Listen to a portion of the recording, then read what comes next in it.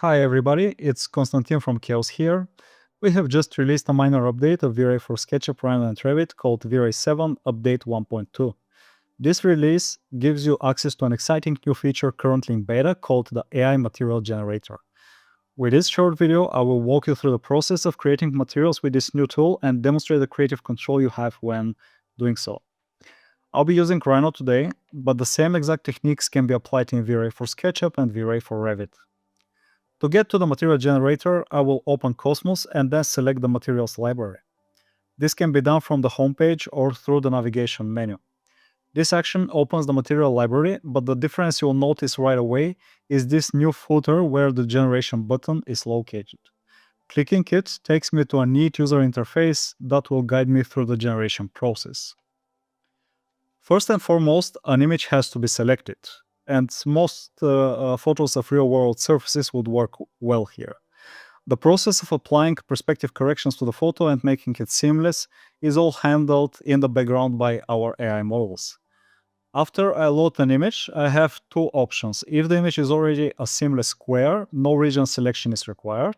However, in this example, the image I'll use is a photo straight from the camera. That's why my next step would be to use something we call the pattern utility.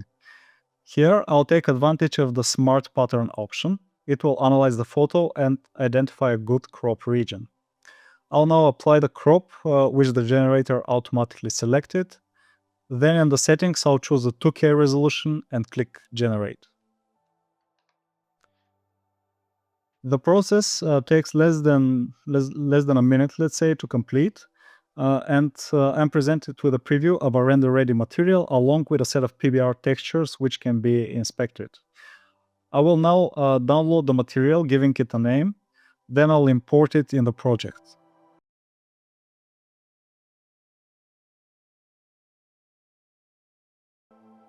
Let's also apply it to the wall. The result is quite good out of the box. The normal map which was created works great in my opinion.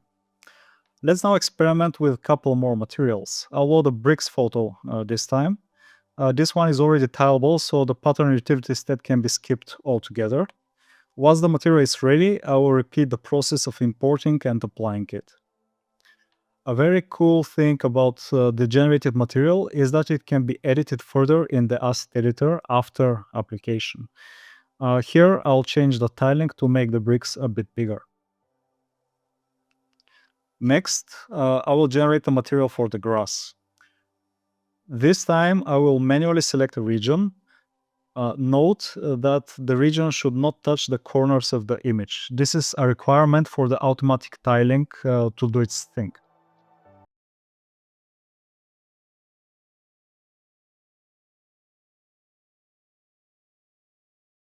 Once again, I'll import the material and apply it.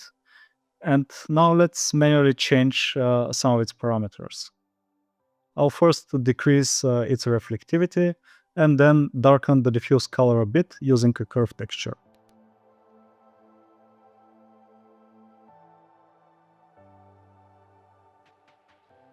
The next material I'll make will be a cobblestone for the path.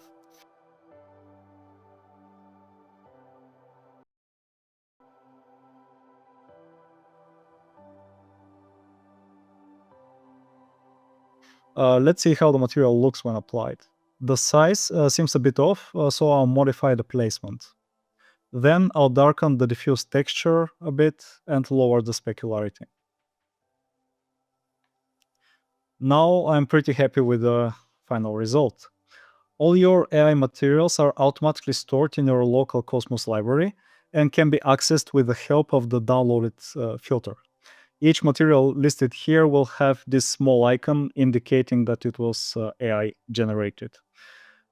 To wrap things up, let's quickly create one final material. Once the process is complete, I want to bring your attention to this small feedback button.